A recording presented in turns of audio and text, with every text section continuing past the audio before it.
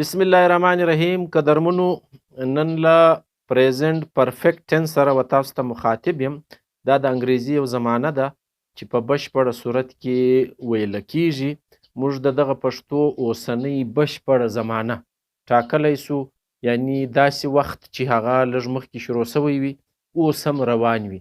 دلته ما د کنټینیوینګ سچویشن لیکلی دی او ځینې داسې کارونه چې لږ وخت مخکې ختم سوي وي، نو ځینې لا ختم سوي نه وي، ځینې لا وختي نه وي ختم سوي، د اوس وخت وي، ډېر زاړه نه وي. که ډېر زاړه ختم سوي وي نو هغه دپاره بیا هغه ټنس چې تر دې له مخه موږ ویلی پاست پرفیکټ ټنس، او اوس موږ اوسنی پریزنټ پرفیکټ ټنس وایو. د دغه دپاره وایو چې دا کارونه چې اوس ختم سوي وي لیاګر سره ختم نه وي، روان وي. او یو بل دا دی چې په دې کې تجربه هم بیانیږي. په یو کار کې سړی تجربه لري نو څنګه جوړیږي، هاو ډو وی میک د ټنس. نو له دغه دپاره سټرکچر چې دی، اوله وار د دغه کارکوونکی راځي سبجیکټ، بیا هیلپینګ یا اکزیلري ورب چې ورته وایي هغه راځي، بیا مین ورب راځي، بیا اوبجیکټ راځي، هغه خاص کار چې دی هغه راځي، او بیا چې دی هغه پر کوم شي چې کار کیږي مفعول چې ورته وایي هغه راځي. نو دا رنګه جوړیږي چې په دې ټنس کې چې دی هیو او هیز دا اکزیلري ورب دی. کم آی وی یو دی یا جمع صیغې یا حاضر صیغو دپاره موږ هیو لګو. I have worked, we have worked, you have worked, they have worked. دوی کار کړی دی، ما کار کړی دی، تا کار کړی دی. ښه، نو دا چې دی دا د جمع په شکل کې ویل کیږي، یا د مخاطب چې حاضر وي هغه په شکل کې ویل کیږي. کم چې دریم شخص دی، دریم شخصیت تھرډ پرسن چې حاضر نه دی، غایب دی، دغه دپاره هی شي اټ چې کړی وي، he has written, she has written, it has written. دا موږ د دغه صیغې دپاره استعمالو. نو has او have راځي. د ورب چې دی هغه دلته موږ دریم شکل لیکای سو، پاست پارټیسیپل چې ورته وایي، یعنی د ورب دریم حالت. زه هر کله به تاسو ته وایم چې ورب یو داسې ټنس دی په 12 ټنسونو کې چې په هغه کې دویم حالت استعمالیږي.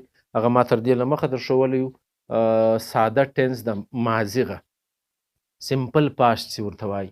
د دغه په ایسته لیا د ټنس او د ورب اول حالت استعمالیږي، لیا دریم حالت استعمالیږي. نو دلته به موږ دغه ترډ، دا ګورئ دا ترډ دی، دا ریګولر ورب دی، دا ایرریګولر ورب دی، په ای ډي باندې نه ختمیږي، د دغه شکل جلا دی. نو دا رنګه به موږ دا ټنس آسانه ویلی سو. اوس نو اصل ځای چې دی د دغه ټنس غدا دی چې دا به موږ استعمالوو چیرې، ځای چیرې دی چې په ځای نه خبر، نو بیا له موږ څخه تېروتنې کې کیږي. مثلا موږ د ساده ماضي یو ټنس ویلی پاست سمپل، نو که یو چاته خط ولیکې یا سټوري ولیکې آی روټ د سټوري، دویم حالت د ورب استعمال سو مین ورب. نو دا چې اوسني پوره حالت ته راواړی، دا موږ چې نن کم ټنس وایو نو دغه دپاره رنګ دا دی آی هیو ریټن د سټوري. نو د دې فرق څه دی چې دا اوس کار سوی دی لږ وختي کیږي او د دغه ډیر وخت کیږي. نو دغه موږ نږدې تیره زمانه ویلی سو، ماضي قریب، او دا ماضي بعید، ډیره تیره زمانه چې ډیر وخت یې سوی دی. نو اوس راځو دغه ځای ته چې دا به جوړوو څنګه. هاو ډو وی یوز د سیټ ټنس کنیکټس پریزنټ، بیا د جمع په علامت کې پاست. دا داسې کار کوي دغه ټنس، یعنی هغه وخت استعمالو چې یو کار له هغه تیرې زمانې سره شروع وي، دا اوسه پورې لا ختم نه وي، د اوس په وخت کې دا هغه زمانه ورسره تړي. ایکشن ان د پاست ریزلټ ان د پریزنټ. یو کار داسې وي، دلته مثالونه ما راوړي دي در ښیم چې یو وخت یو کار شروع سوی دی په تیر وخت کې او په اوس وخت کې هغه روان. دلته ما لیکلی دی چې experience. I have a experience in story writing. نو دا I have ما ولیکي، دا دغه ټنس شکل پکې راغلی. نو دا ته په دغه حالت کې ویلی سي. یو کنټینیوینګ سچویشن دی، هغه یو سړی را روان سوی دی پارون د کوټې څخه تر اوسه پورې نه دی را رسېدلی. نو دغه دپاره موږ دغه ټنس استعمالو. فرض یې که the flight has not arrived yet. اسلم has not arrived yet، یعنی اسلم پارون را روان سوی دی. دغه یټ چې موږ پکې استعمال کړي دغه ټنس راوښو چې تر اوسه پورې دا لار نه دی را رسېدلی را روان سوی پارون دی نو دا لاړی دغې زمانې ته زړې ته او موږ چې غږیږو په دغه وخت کې نه دی را رسېدلی نو دغه ټنس چې دی دا د اوسنۍ بشپړې زمانې رنګ دی. ښه دلته به موږ وایو I have already read that story. ټیک سو دا کیسه چې ده دا ما له مخه ویلې ده. already توری چې موږ ورسره راړی دغه موږ ته د دغه ټنس حال راکوي چې دا اوس روان دی څه وخت مخکې روان دی که ختم سوی نو دا و موږ ته دا راښیي چې دا ختم سوی. ښه our team has just won the match. دا just توری چې پکې رالی په دغه زمانه کې نو د دې دا مطلب دی چې دا کار څه وخت مخکې ختم سوی دی دا لوبه موږ ګټلې ده نو د دغه څخه موږ ته دا حالت معلومیږي. He has worked here for 3 months. هغه دلته له 3 میاشتو څخه کار کوي یا 3 میاشتې کار کړی دی. د دې دا مطلب دی چې دا توری موږ پکې استعمال کوي دا د 3 میاشتو والی دا له 3 میاشتو څخه لګیا دی او تر اوسه پورې لګیا دی دغه سچویشن واضح کوي یعنی کار یې ختم کړی نه دی وخت یې 3 میاشتې سوی نو دغه کنکشن چې دی دا له ماضي او اوسنۍ زمانې سره وتړل سو. دلته وګورئ she has worked here since July.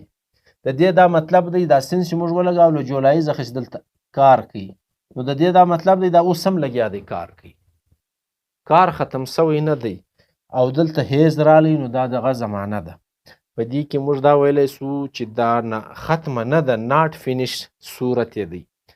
have you ever been to Quetta؟ مطلب دا ته یو وخت کوټې له تللی چې ستا ژوند راغلی دی راغلی تر نن ورځې دا مګړد راوه یعنی ماضي او اوسنۍ زمانه تیره زمانه او اوسنۍ زمانه دواړه به سره وتړلي نو د ګرد عمر عالمه در زه وکړئ تر نن ورځې پورې لا ته ژوندی نو زه درته وایم ته یو وخت کوټې ته تللی که یا دا د اوس زمانې سره کنکشن رالی که یا دغه رنګه he has never eaten fish. هغه تر اوسه مایه یا هغه ګر سره ماهی نه دی خوړلی نو د دې دا مطلب دی چې پیدا سوی دی له هغې وخت یې راونیسئ تر اوسه پورې. دلته ایور رالی دلته نیور رالی دا په دغه زمانه کې موږ استعمالو د ده دا مطلب دی چې له هغه کمه وخته د ده ژوند راپیل سوی دی تر نن ورځې پورې دا دواړه حالت وخت پوره سوی نه دی دا بشپړه زمانه هغه شکل نه لري چې هغه موږ په ماضي کې ویلې ده هغه سمپل پاست یا پرفیکټ ټنس په پاست کې هغه شکل نه دی دا د اوس حالت خبره کیږي دا په نن ورځ لا دی ژوندی دی حال ځینې کیږي. how long have you known each other؟ تاسو یو بل له څه وخته پیژنئ یعنی له څه وخته زمانه له ډېره وخته تر اوسه پورې چې تاسو سره شناخته یاست د دغه شاته سونې زمانه تړل سوې ده نو دا رنګه دا زمانې چې دي دا له شا سره وتړل سي په اوس وخت کې ویل کیږي. دا کنټینیوینګ سچویشن دپاره ما یو مثال دغه ورکړی دی چې جهاز تر اوسه پورې نه دی را رسېدلی the flight has not arrived yet. دلته مطلب دا دی چې جهاز وختي را الوتی دی زمانه یې تېره سوې ده وخت یې تېر سوی دی نو دا د دغې زمانې شکل راښیي. اوس نو تر اوسه پورې چې موږ انتظار ورته کوو دی لا نه دی را رسېدلی دلته ما دغه یټ توری راړی نو د دې مطلب دا سو چې دا هم په پریزنټ پرفیکټ ټنس کې موږ استعمالولی سو. ښه اوس که چیرې موږ کار ختم کړي نو د هغه دپاره بیا اکسپریشن ترسو finish time expression یعنی I spoke to him 4 times last month. هغه سره زه تېره میاشت 4 واره غږېدلی وم 4 واره نو دلته دا زمانه موږ داسې سپوک توری استعمالو هغه له دې ټنسه وځي. که چیرې موږ دغه ټنس استعمالو دا کم چې وایو unfinished time no time expression نو بیا به څه وایو دا موږ چې کم ټنس نن وایو هغه کې به داسې وایو I have spoken to him 4 times this month. هغه سره په دغه میاشت کې زه 4 واره غږېدلی نو د دې دا مطلب سو چې که چیرې زمانه تره وه ختم سوې وه او د اکسپریشن حالت معلوم و نو هغه به په دغه زمانه کې نه یایو که ټایم نه و معلوم که ټایم پوره سوی نه و وخت روان و یعنی یو څوک یعنی نن ختم نه دی دغه میاشت دا میاشت ختمه نه ده دغه نن ورځ دا ختمه نه ده ته یعنی یو سړي سره زه غږېږم هغه ژوندی دی نو دا مړه سوی نه دی نو دا ټولې کیسې چې دي دا موږ په دغه اوسني زمانه کې په بشپړ شکل کې یادولی سو چې دغه ته نو ټایم اکسپریشن وایي. نو دارنګه موږ دغه ټنس استعمالولی سو اسانه لارې هیو او هیز د ورب دریم حالت نور چې دی هغه تاسې کوم مفعولي حالتونه بیانول هغه به پکې ذکر کوو. بیا د دغه شکلونه داسې دي مثلا که چیرې موږ ولیکو it has written دا دغه ټنس دی دا موږ چې اوس وایو. که داسې ولیکو it is written دا پیسیو وایس دی دا اکټیو وایس و دا پیسیو وایس. نو اکټیو وایس او پیسیو وایس دي دا به وروسته درښیم. خو بهرحال په دغه شکل کې موږ ته دا زمانه ډیره اسانه ده دومره ګراني نه لري بس دوه درې ځای دي هغه یاد لرئ تجربه کې بیانولی سو. یا روان حالت چې ډېر وختي شروع سوی تر اوسه لا پای ته نه رسېدلی یا بالکل د څه وخت مخکې چې دلته ما مثالونه ورکړي دي دا دوه درې مثالونه جسټ آلریډي لږ ګړی مخکې دا ما مخکې ولیدي دا کتاب دا خبره ما مخکې اورېدلې ده. نو جسټ یا آلریډي ورسره استعمال کو نو دا بیا د زمانې لږ مخنی حالت بیانوي چې ماضي قریب ورته ویلی سو. زموږ د ټنسونو دغه رنګه دا سلسله به رواني ما په خپلو دعاو کې یاد لرئ.